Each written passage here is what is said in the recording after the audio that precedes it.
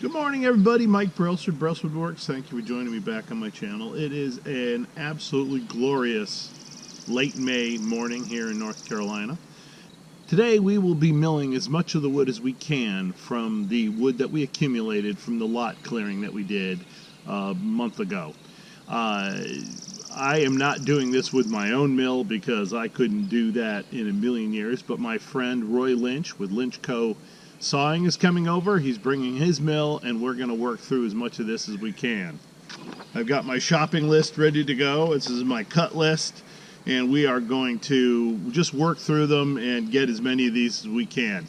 Most of this is going to be going for my new shop edition. Please stay tuned. That will be coming over the next year and a half or so in bits and pieces, because this will be a much slower build than my shop was.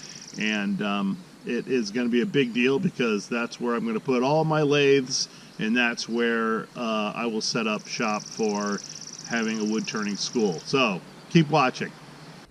So this will be the location of my addition. I will have to relocate my AC probably to the other side, but it will be a 12-foot wide by 40-foot long addition.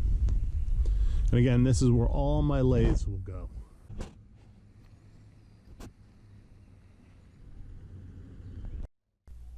I've known Roy for many years. He did some sawing for us when I worked at the hospital.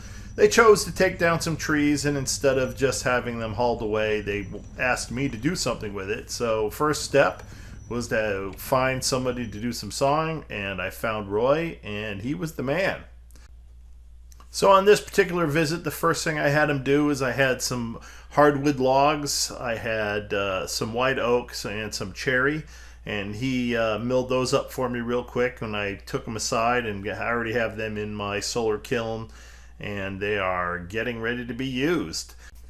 I'm also building my daughter and son-in-law a 12 by 12 shed. We had already milled up most of the lumber we needed for that on my mill, and that stuff is actually on my flatbed trailer now, ready to go over to their house. But what we did not have was enough wood for the board and bat siding. So one of the big priorities was to get enough of that so I could load that up as well and take it over so we can get their shed all finished up.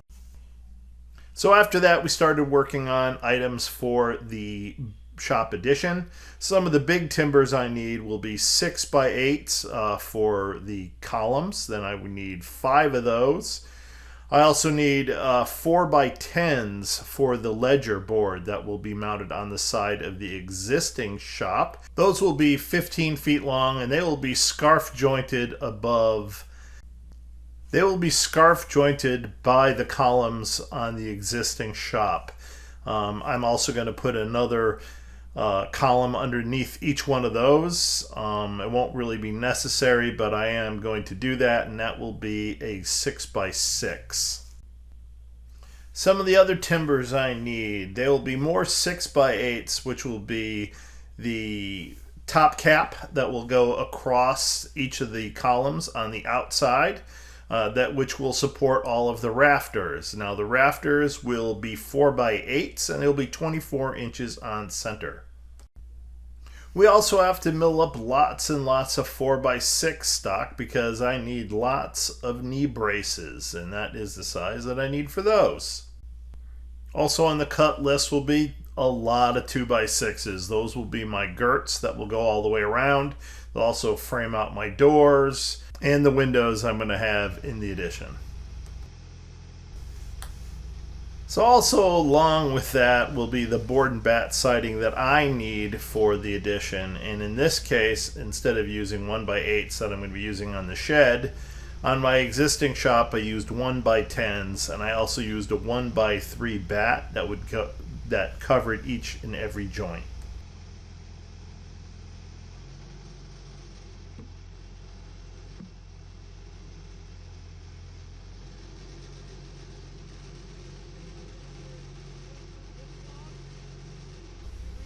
One of the things I've always appreciated about Roy is how he has been able to maximize every log that I had put up there.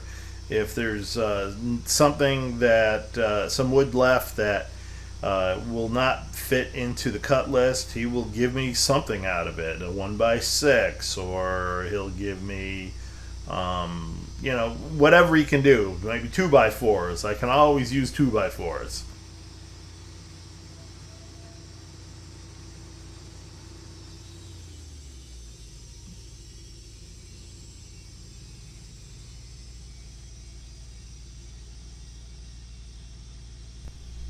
I said this before, but I could never have done this on my own mill. It would take me years to get through that stack of logs.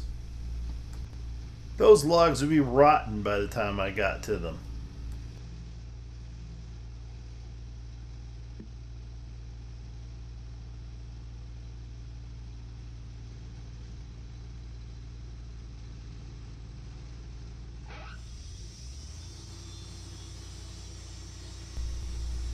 I can't thank my son-in-law enough for all the support he gives me. He is always there for me. Sure, he's getting some stuff out of this, but even so, he still would be over there to help. And he's a great guy, and I love him. So here you can see Roy finishing up one of the big timbers, and one of the drawbacks about it is that they are a bear to move, especially when they're green, because they are really heavy.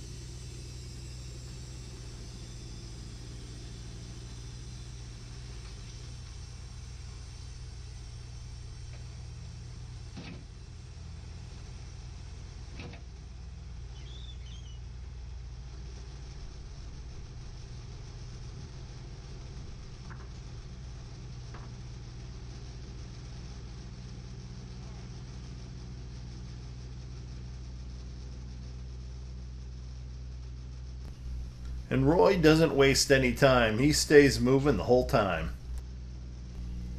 When I finish a day working with him, I can tell you that I am absolutely exhausted. And here we have Marshall and Roy moving one of the big timbers and manhandling it, or being manhandled by it, one way or the other, and getting it on board my flatbed.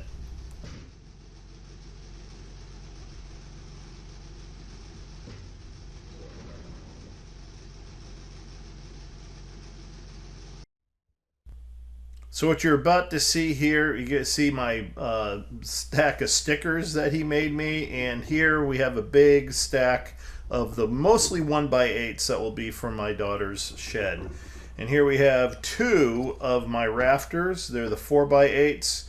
There's all my oak and cherry that he cut for me.